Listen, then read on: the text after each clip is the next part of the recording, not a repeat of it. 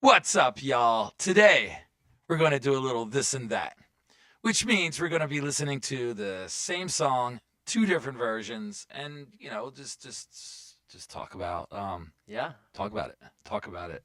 Um, so we're going to be listening to the Twin Peaks theme, the original theme, which is just great, and Frankie here says he knows like bits and pieces of it, but not fully. So it's still kind of new to him.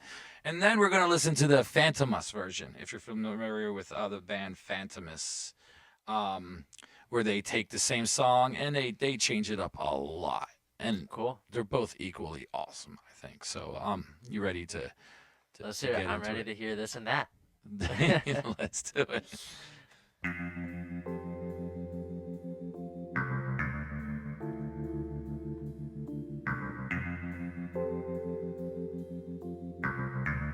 Yeah, that cymbal is so light.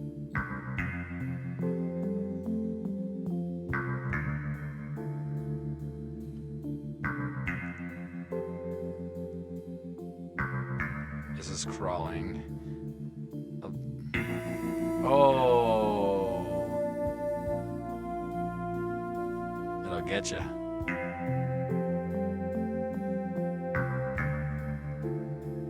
This is definitely like with this vibe here, the picture that we got going on. You mean with that superimposed face? Yeah. Yeah. And it's very misty. This is like musical mist what Yeah. we got here, you know.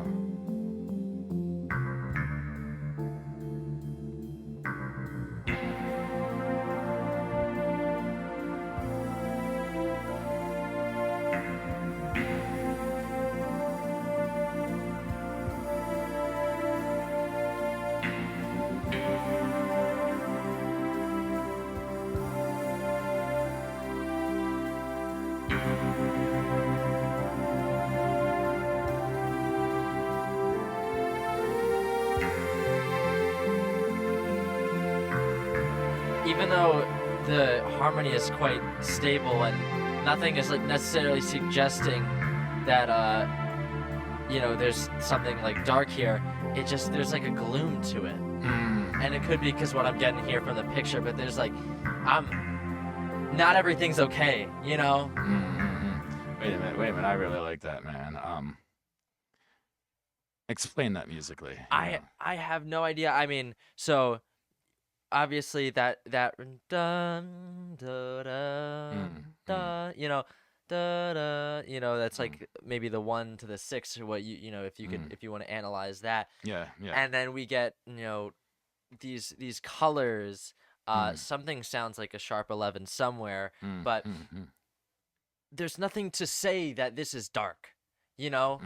It's all very stable harmony that all resolves to the one in a perfect way. It does, yeah. But there's something like really sad about it. And I have no idea what is like, but I'm just getting this isn't happy. Yeah. I have no idea why. Something's lurking in the mist, or Something must be. I don't, and it could be because I'm getting a little influence here from the picture, but the composer has just done such a good job. If I am correct in thinking that maybe there is something beneath the surface of there is. Yeah. whether it's because I haven't listened, I haven't watched this show. I mean, that's spot on. That's pretty much the whole show right there. Oh man, okay, there we go. Then the composer has just done an incredible job of this. Because like I'm trying to think, it's like, oh, like what's bad about it?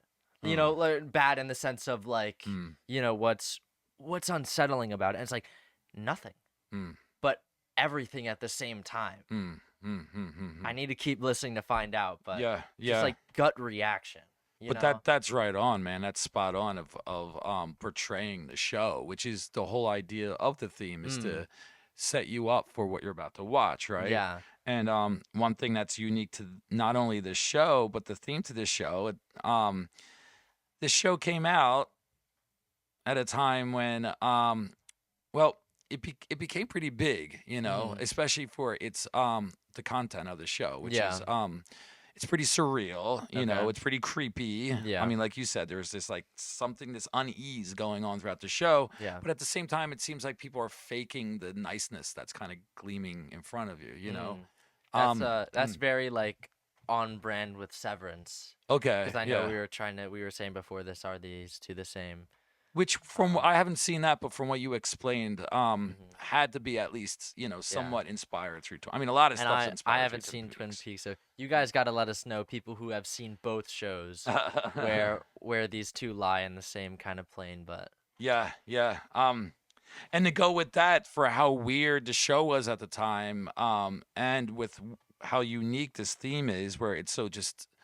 It's not coming in as like a banger, you know. Yeah. I mean, people aren't jumping around dancing like Family Guy or something. I was you know? just about to say Family Guy. Well, because of the dancing, right? yeah. And, I mean, that theme is a banger, you know. I mean, yeah, I know we were talking earlier, like, about the fact, like, the first thing I go to when I think of like high energy, you know, theme is the Family Guy theme. Oh wow, interesting. And well, because that's very like. I think it in itself is a little bit of a satire kind of thing. Yeah, of course, yeah. But it's just so good at getting your energy, you know. And it kind of sets up what the show is going to be about, but this doesn't do it. You know, like this, it's grabbed my attention from what you've said. It seems to kind of capture the energy of the show. Yeah. But there's nothing that's like, hey, you're gonna watch this show. You know, it's very It's almost like the Sigur Rós that we listened to a little bit, where it's very slow moving, you know. Well, it draws you in a different way. Instead of like banging you over the head with like a salami or something, it's making the viewers go, wait, what is that over there? You know, I got to figure, or should I even step in there? Wait, I have to, you know, like trying to, which is really hard to do no matter how simple it is. Do you know what my favorite show theme is, by the way? No. I don't even know if what's it called? Old 70s show. All the way Glenn Miller played. No, I don't know that show.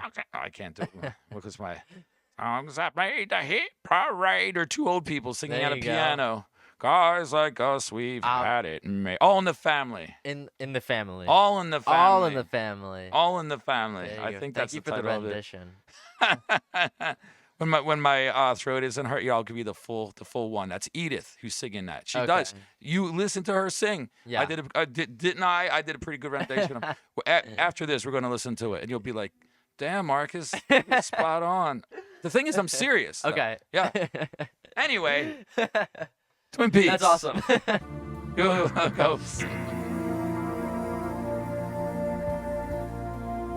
Yeah. This is like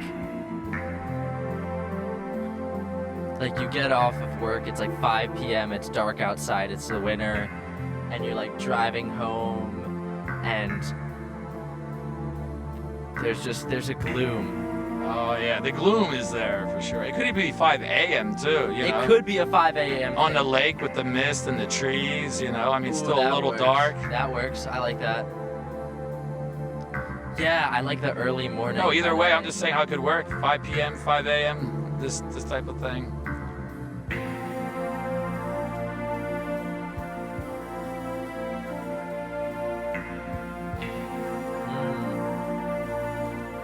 The way that they work with the tension here is so good. Especially here, you know.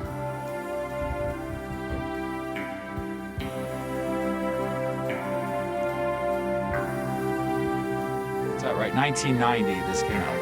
Nuts. Oh man. Oh yeah. Yes. It's it's coming. There's it's not necessarily unexpected, but in a way it is, because they just build it up so nicely.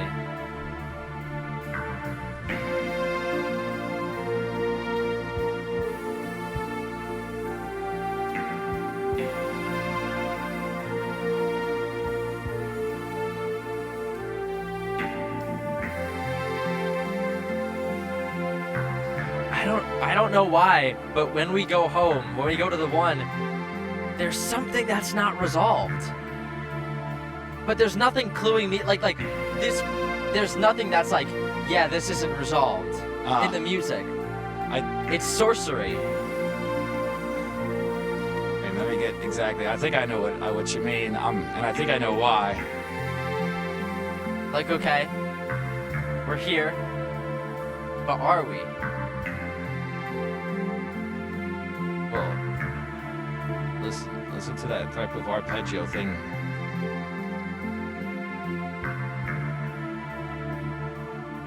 With that pad.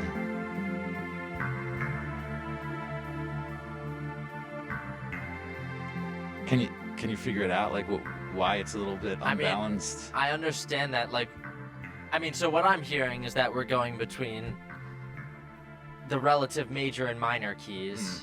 You know,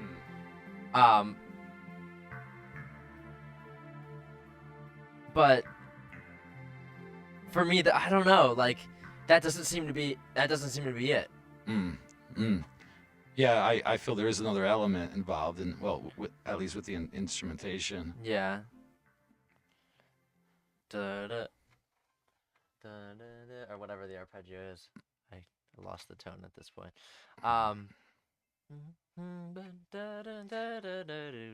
Well, whatever it is. Well, you could. I mean, we talked about basically the idea of what this is portraying here, right? And think about if you had to score a theme to a show like this, even though I know you know very loosely what's going on, or if anything really, but the idea of needing a theme that seems to be like we're faking how nice that we want everyone to think how everything is, but you can tell that behind the scenes or in the corner or behind that tree there's something lurking, and that slowly opens up, that door of darkness is slowly getting bigger, I mean, maybe the strings have something to do with it. Maybe it's like they're using, and this is like super music theory-ness kind of thing, like maybe they're using like a mode that isn't necessarily like in the parent, like maybe they're using like some a mode that is like the major key of a different scale, but we still feel like whatever key it is like the home, you know what I'm trying to say? Yeah. Like going between like the 1 and the minor 6. The 1 and the minor 6. But maybe like the parent scale, it's like a Lydian or something. I don't know. I'm just trying to, throw things at the wall here because it's like kind of confounding me. Well, I wonder if the Fantomas version will help you out. Whereas, because in the Fantomas version, their chords are not. I mean, they don't have the extensions or anything. On it, they're not so much. These big thick jazz chords that are being used here. So the harmony is a little bit more thinned out. Okay.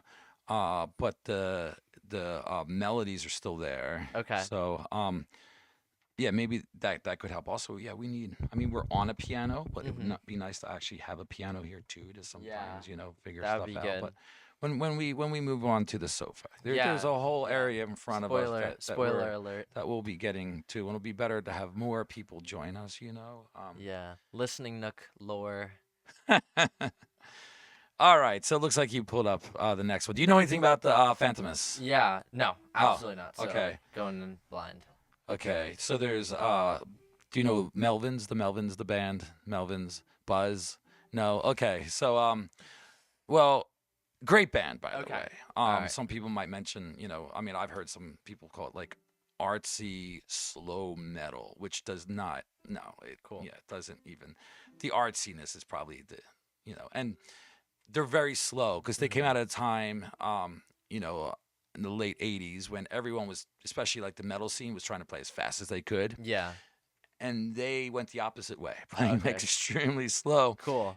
Buzz, the guitar player who's also in this band, he's also well known as Kurt Cobain's guitar teacher. So there's cool. that, the whole Seattle scene, little Seattle scene lore there. I feel like I get major Seattle vibes from the Twin Peaks.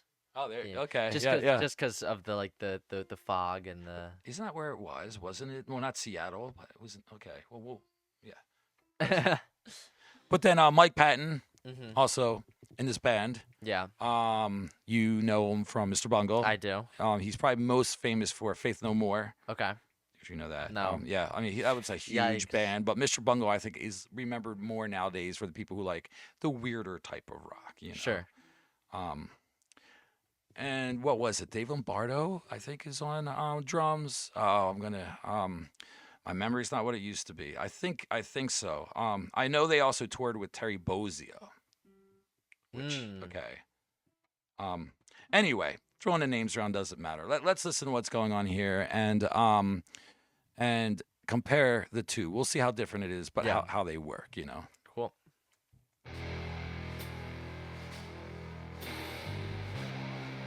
I like it.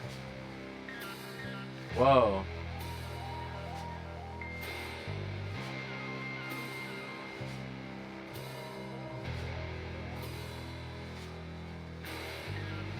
I love it's like almost like jazz drums. Like where it's like we're using brushes and it's just so heavy. But it creates a texture that like really works. Good point, yeah.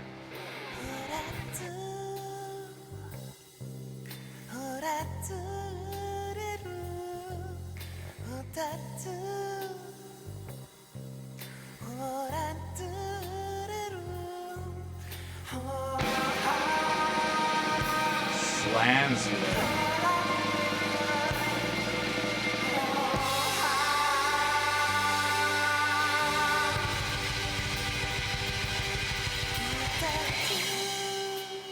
Whoa. That's awesome.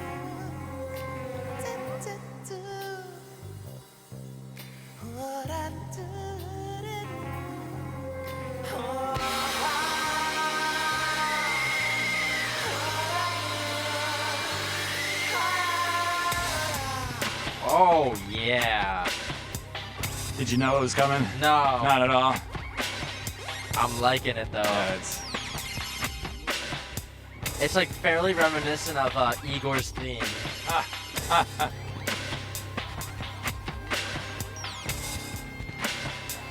like the little bippity bops. Yeah.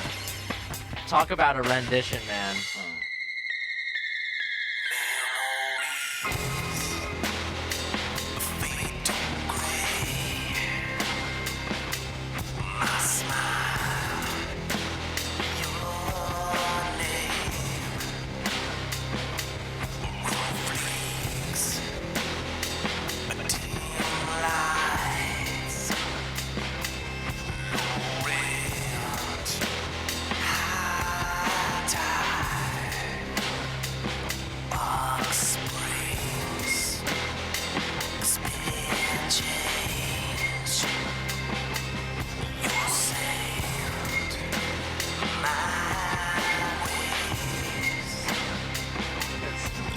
Textures here, they work so well.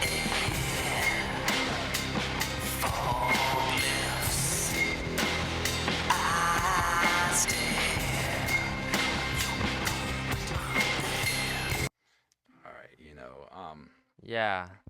first of all,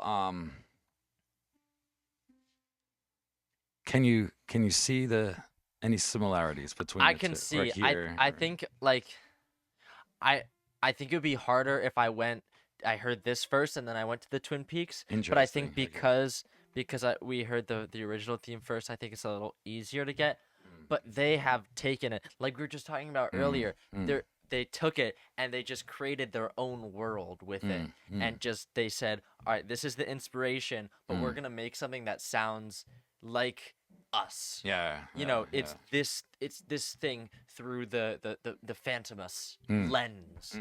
I don't know if this is necessarily what they're going for, but it seems like they're like if just to have like a basis, like if the Twin Peaks theme was doing like 1 to minor 6, or like we'll just say E flat to C, because that's what I'm trying to think in my head. Yep. And this is not, this is super like music theory heavy, but like it seems like they might be going like E major to C minor. I'm not really sure, but I feel like they took that like very nice relationship and then just augmented it a little bit. I think that's the big effect that I'm trying to get at here. It's awesome though. Yeah, It's yeah, it they really totally is, went yeah. their own direction. I would need to feel like I need to like learn both of these songs a little bit more to get all the Uh, minutia of it. But yeah, yeah, of course, yeah. I mean, actually, this band is known as a super group, and labeled as an experimental rock band, of course, and mhm. uh, they have each album is completely different. One album that's pretty interesting is a whole bunch of cartoon sounds, Nice. uh, or I should say more children's toy Cool. sounds. A That's mix. awesome. It's a mix between them. Mhm. This whole album, obviously from the title, the director's cut, is exactly that. It's a compilation of movie themes, how they Mm. arranged them, and Yeah. each one is done so well, and they picked really, they picked a great set list Mhm. for this. Something this is completely like kind of in the realm of what we're talking about, but just kind of the realm of what I'm doing right now musically and like Yeah. I love the idea of like a really creative arrangement because at Mm, least for me, like uh, I feel like I get to work like I can steal ideas more freely and like really try and work them into that and like something that I'm really like at least in my head right now like it feels a lot more comfortable being able to like take ideas, you know what I'm saying, and like yeah. so like in my arrangement that I'm doing right now I feel very much like it's a composition, Mm, but that I have the freedom to just like quote mm, and take mm, things, and I feel like it's a lot more freeing in that way, you know. mm, And obviously there's a lot of contradictions to what I just said, but mm. but just in like in the space that I am at right now, Yeah. and so like just thinking about having the Twin Peaks theme, like Mm, doing this arrangement, maybe they're just able to be like so wildly creative because they just take something and then they just go with it and they keep having influences. At least that's what I'm experiencing right now. yeah, yeah, You know, yeah, yeah. you're taking all these things and just putting it through your amazing creative lens, Mm. and in that way it becomes your own thing. You And know. I think that's pretty much what they're going for here, especially, I mean, yeah, they could have did an album of band covers of Yeah. they could have had fun and done like jazz covers and turn it into their own Fantomas style, but the fact that they're also doing not just movie covers or movie theme covers, but these particular kind of movies and or Mm. shows like Twin Peaks, Yeah. where they're a bit like more on in the you know if you were in the VHS shop, remember them, the rental VHS I don't shops, remember that. yeah, he doesn't know that, but they would be on the cult shelf. There'd be a shelf, and it would be small, little small shelf, usually right around the corner from the porno section with the sheet, so you can't go in, because you don't want to go in there. But the cult section did not have a sheet because it was just weird stuff, Sure. But it had a lot of these cool type of movies in it, and this album seems like they just went down that shelf and are just like, all right, this would be good to cover, this would be good to cover, Mhm. and they picked all these great movies. Yeah. Not all of them. I remember Rosemary's Baby's on here, which I guess would be in horror. But Mhm. it is a cult classic in its own way. Rosemary's Okay. Baby. No, I mean, all these films that they did are worth watching. Yeah. And Trevor, I'm sorry, man. Trevor Dunn, he's the bass player on here. I think I didn't say his name when I was mentioning the band. Known for lots of stuff. He's done a lot of music, a lot of free improv stuff, but probably mostly known with Mr. Bungle as well as with Mike Patton. They work together a lot. Cool. Well, let's continue to hear Yeah. more of what's going on here in the cult section of our music listening pleasure. Here we go.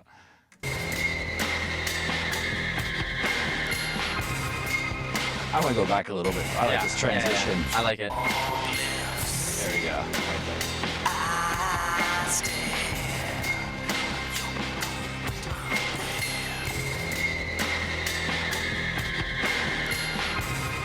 Ah, that's such a great line.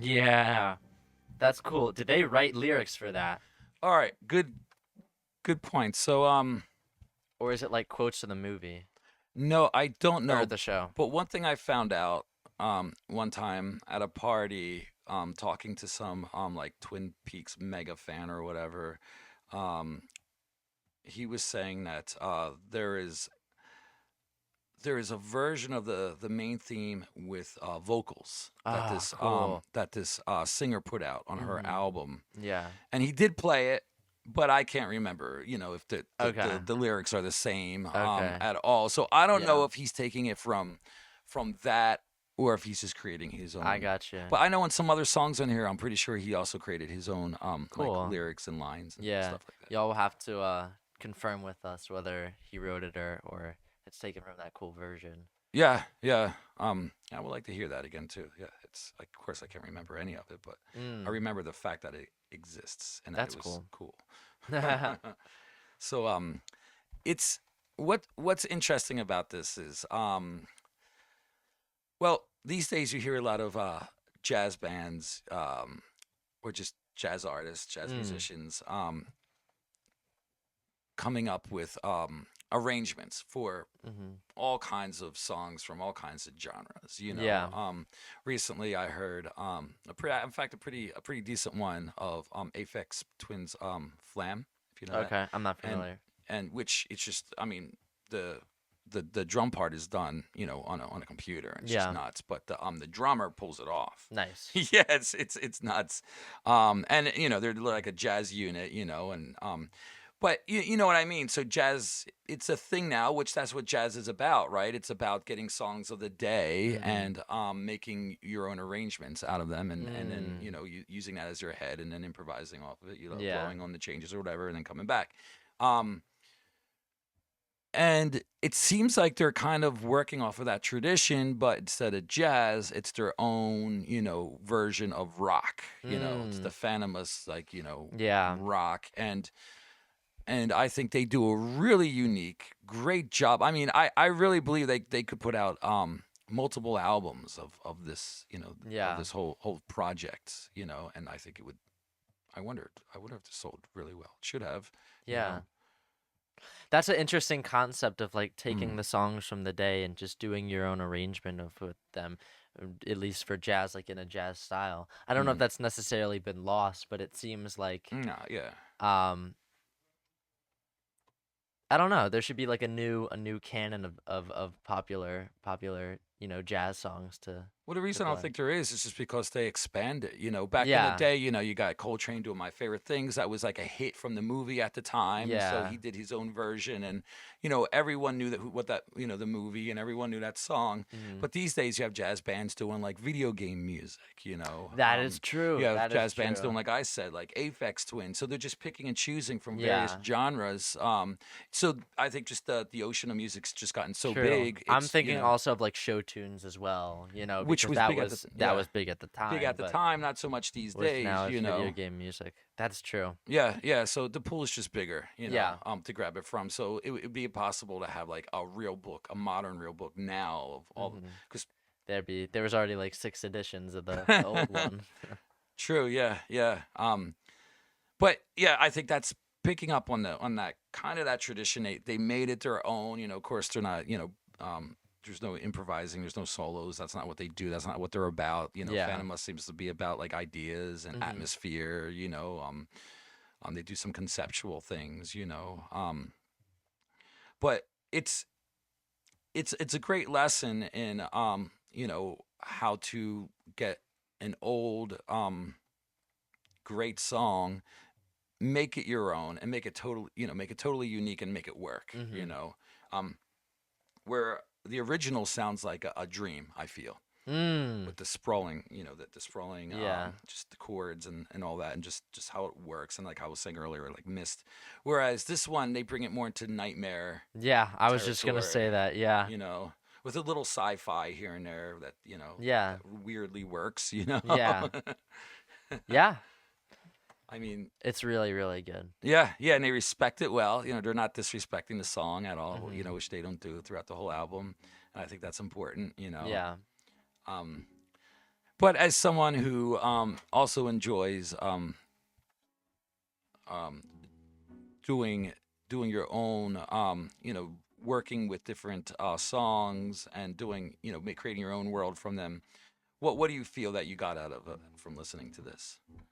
It's awesome. I mean, this is exactly what I'm doing right now in my own projects. I'm trying to do a really creative arrangement of actually the Severance theme, um, which we were talking about is maybe similar to the Twin Peaks in nature, kind of. But I think just that idea of taking something, like not being afraid to like be very open about your inspiration, and then using that as a source of creativity, as like a springboard to creativity. And that's something that I'm finding right now, like just being able to be okay with saying, hey, I'm gonna take this idea and I'm gonna make it my own, because the way I make it my own is my own music, Yeah, exactly. But just being able to take something and really create your own world about it, and just be a composer and a creative in it, I think is really awesome. Yeah. And I think there should be more arrangements done like this. Oh yeah.